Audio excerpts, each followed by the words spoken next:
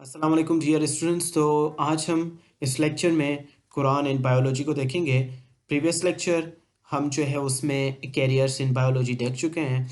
आज कुछ evidences from the Quran देखेंगे, कुछ एविडेंस देखेंगे कि how Quran supports the biology.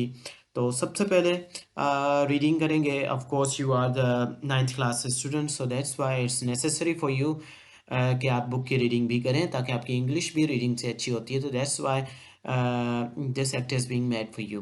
Almighty Allah has conveyed a great knowledge about the origin and characteristics of animal and plants, यानी कि living organism भी कह सकते हैं, through Holi Quran, Holi book, the holy Quran. ठीक है, यानी कि अलमाइटी अल्लाह ने क्या किया है, एक बहुत बड़ी नॉलेज हमें मैसेज दिया है, convey a message to us, जिसमें हमें origin of animals and plants के बारे में बताया गया है। उस बुक का नाम होली कुरान है। ठीक है, और सबसे पहले इस होली कुरान को यहाँ पे मीन्स के हमारे पास लैटिन लैंग्वेज में ट्रांसलेट किया गया था। ठीक है, आप मज़ीद सर्च भी कर सकते हैं गूगल पे जाके लैटिन लैंग्वेज में। फिर उसके बाद जो है काफ़ी सारी लैंग्वेजेस में इसको ट्रांसफ़र किया गया, इनिशियली ट्रांसलेट किया गया। Initially holy Quran was translated into 50 to 60 languages. अब जो है वो मोस्ट ऑफ द लैंग्वेजेस में इसको ट्रांसलेट किया जा रहा है और किया भी जा चुका है। एंड मोस्ट यानी कि रीडेबल बुक, सबसे ज़्यादा पढ़ा जाने वाला किताब जो है होली कुरान है।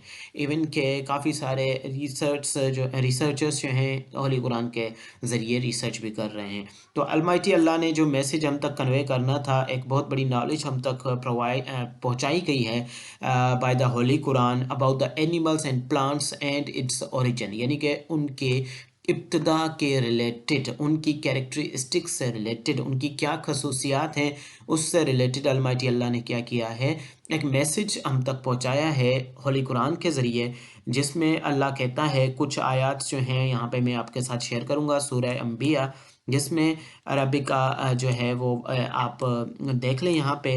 वी मेड एवरीथिंग, इसकी ट्रांसलेशन में पढ़ूंगा। ठीक है, we made everything, every living thing from water. ठीक है, हमने हर लिविंग चीज़ को पानी से पैदा किया। ठीक है, और बाद में यहाँ पे हम जो अभी पढ़ेंगे, स्टडी करेंगे, सेल के अंदर जो पानी होता है और साइटोप्लाज्म में और न्यूक्लियोप्लाज्म में, बाद में इसको जो है रिलेटेडनेस दी गई, यानी कि कंपेयर किया गया प्रोटोप्लाज्म से। ठीक है, living matter protoplasm, proto and plasm से। ठीक है, प्रोटोप्लाज्म से। तो यहाँ पे प्रोटोप्लाज्म को रिजेम्बलेंस और रिलेटेडनेस जो है कंपैरिजन इससे किया गया। तो यहाँ पे हम देखेंगे कि यहाँ पे हमें इसका एविडेंस भी मिल रहा है कि सूरह अंबिया वर्स नंबर 30 में अल्लाह ताला ने फरमाया है कि हम जो है, हमने, Allah says we have made every living thing from the water.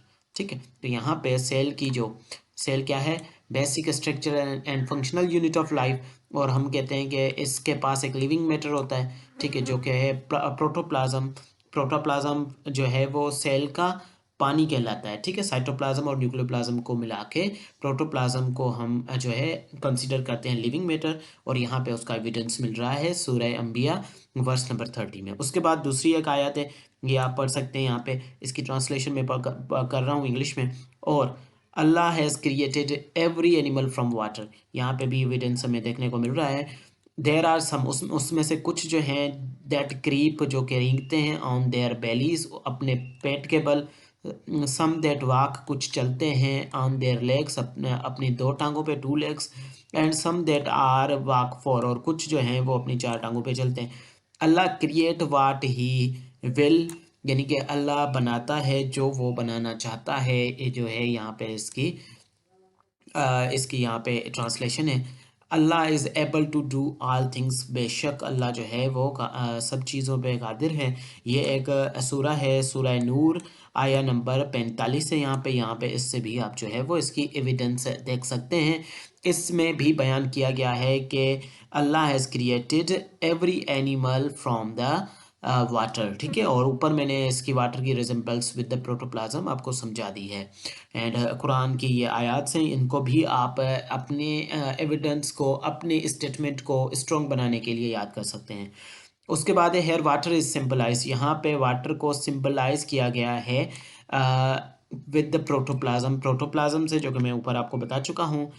ठीक है, प्रोटोप्लाज्म से इसको सिंपलाइज किया गया है, इसको रिजेंबल किया गया है वाटर को प्रोटोप्लाज्म से as the basis of life, क्योंकि इसको बेसिस ऑफ लाइफ हम बता रहे हैं प्रोटोप्लाज्म को, दैट्स वाई।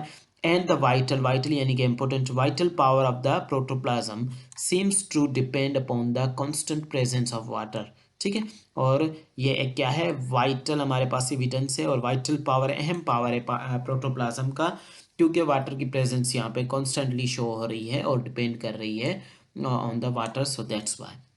उसके बाद एक और आयत है सूरह राद, यहाँ पे अल राद, यहाँ पे आया नंबर 4। इसमें जो है मज़ीद बताया गया है कि अर्थ पे आर नेबरिंग ट्रैक्स, वाइनयार्ड से, यहाँ पे प्लॉट लैंड्स हैं, ठीक है, डेड पाम्स हैं, और एक जैसे लाइक एंड अनलाइक चीज़ें हैं, विच आर वाटर, जिनको पानी दिया जाता है विथ वन वाटर, एक ही तरह का पानी है।